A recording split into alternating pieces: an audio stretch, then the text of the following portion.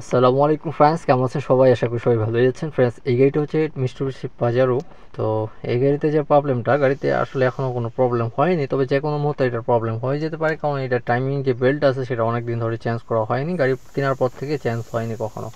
তো timing belt যখন ছিঁড়ে যায়, ইঞ্জিন বন্ধ হয়ে যায় রাস্তাতেই, ওখানে গাড়ি স্টপ হয়ে যায় এবং পাশাপাশি ইঞ্জিনেরও ক্ষতি হয়ে যায় টাইমিং বেল্ট ছিঁড়ে গেলে।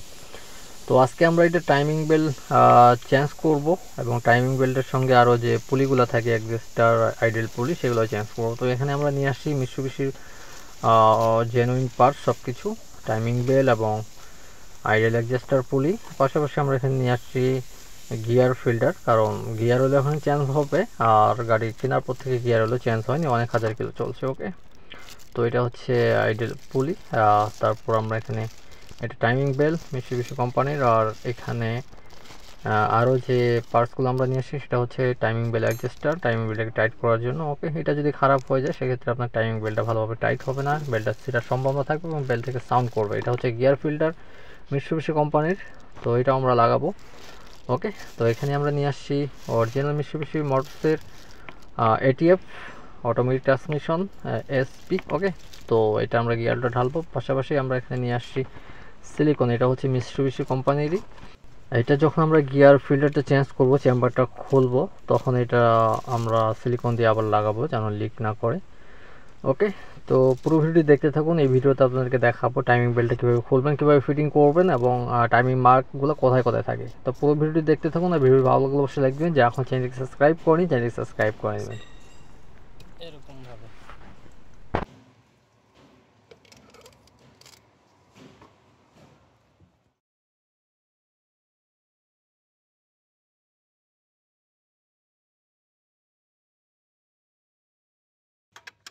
হুম,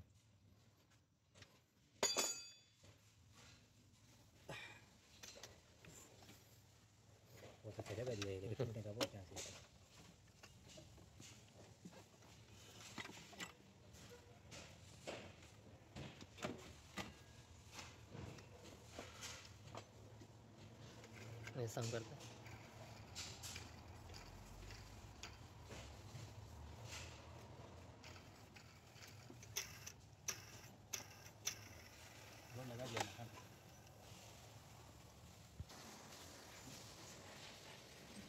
ओके, मत ऐसे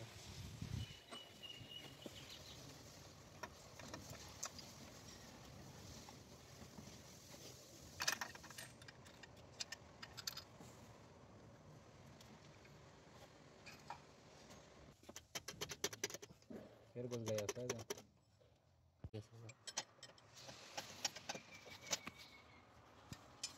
उसके लिए हमसे उधर आता है, इसके लिए इधर सारी चीज़ दिखा। हाँ, इधर इधर।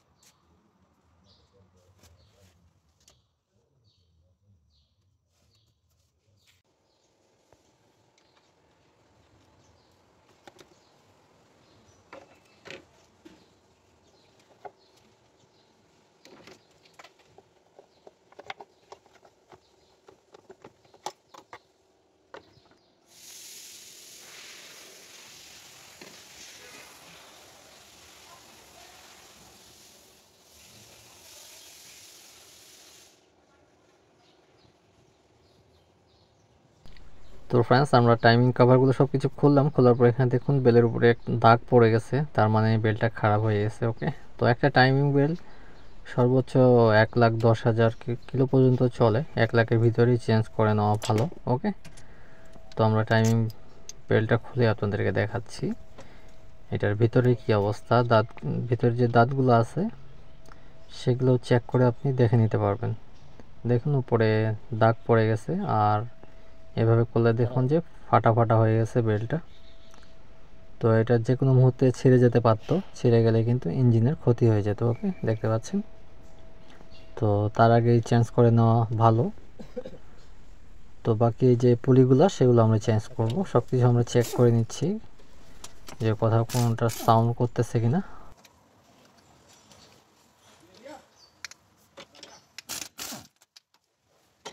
তো তো ফ্রেন্ডস এখানে আমি টাইমিং অ্যাডজাস্টার পুলিগুলো চেঞ্জ করলাম এবং টাইমিং বেল্টটা ফিটিং করে ফেললাম। তো আপনাদেরকে এখন দেখাবো এটা টাইমিং মার্কগুলো।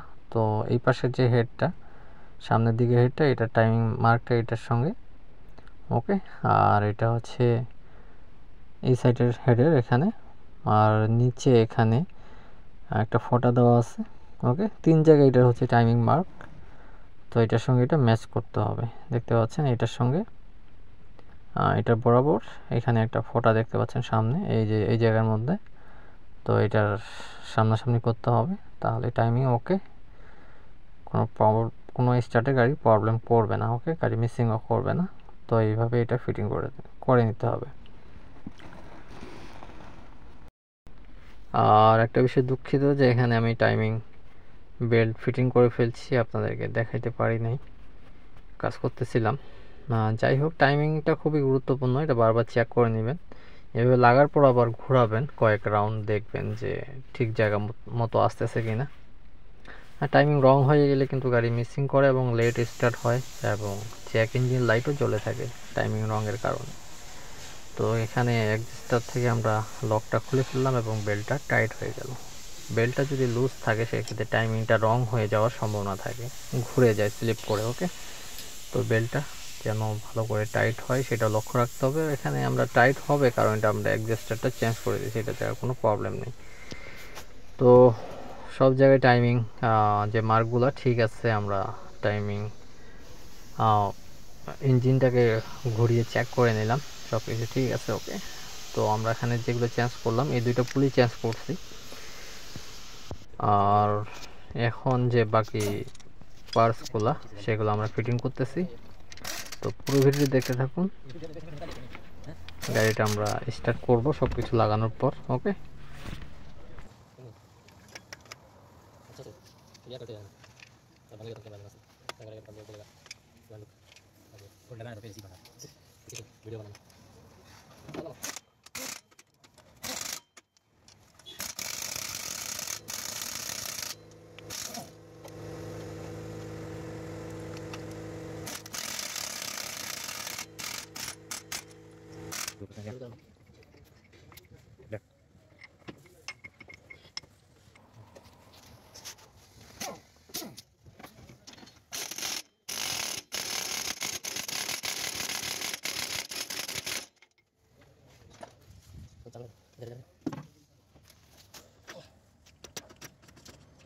बोल दो तुम्हारे हाथ में ऊपर है हमारे हाथ में जो है इसका तुम्हारे हाथ में जो बोर्ड उसकी लगा वही लगे लगता है मुमकिन है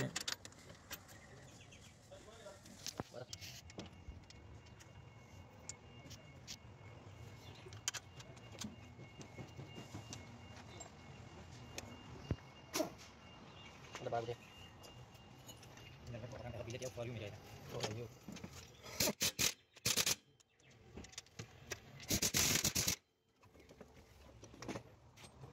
चौदह नंबर ठीक है कर बाकी से ठीक है खलास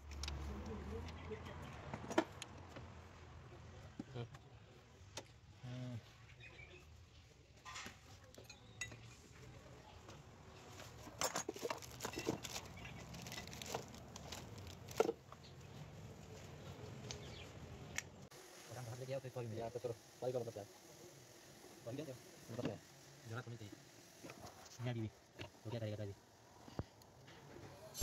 তো ফ্রেন্ডস, আলহামদুলিল্লাহ আমরা সব কিছু ফিটিং করছি, এখন শুধু গাড়িটা আমরা স্টার্ট করে ফাইনালি চেক করব সব কিছু ঠিক আছে কিনা, ওকে। তো গাড়ি আমাদের একদম কমপ্লিট, যেগুলো আমরা খুলছিলাম পার্টস, সামনে থেকে রেডিয়েটর কাভার, ফ্যান এবং টাইমিং কাভার থেকে শুরু করে যেগুলো খুলতে হয় সব কিছু খুলে আমরা টাইমিং বেল্টে চেঞ্জ করলাম। তো এখন আমরা গাড়িটা স্টার্ট করব। দেখতে পাচ্ছেন সব কিছু ফিটিং করছি একদম অরিজিনাল যেভাবে ছিল ঠিক সেভাবেই, ওকে। তো এখানে আমরা ব্যাটারি টার্মিনালটা ফিটিং করে নিলাম। এখন আমরা গাড়িটাকে স্টার্ট করে দেখব যে সব কিছু ঠিক আছে কিনা, কোনো চেক ইঞ্জিন আসতেছে কিনা, গাড়ি লেট স্টার্ট হচ্ছে কিনা, পিক আপ নিচ্ছে কিনা, এগুলো চেক করে আমরা গাড়ি ওকে করে রাখবো, ওকে।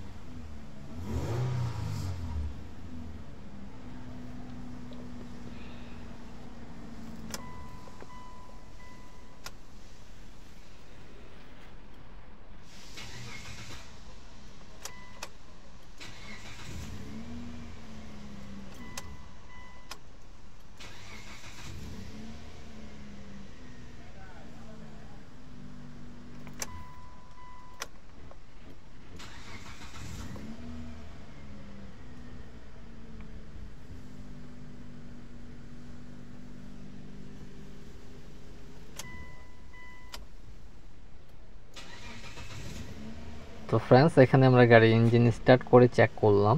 আলহামদুলিল্লাহ সব কিছু ঠিক আছে, গাড়িতে কোনো মিসিং নেই, চেক ইঞ্জিন নেই এবং পিক আপ স্মুথভাবে নিচ্ছে। ওকে, গাড়িতে কোনো ভাইব্রেশনও নেই।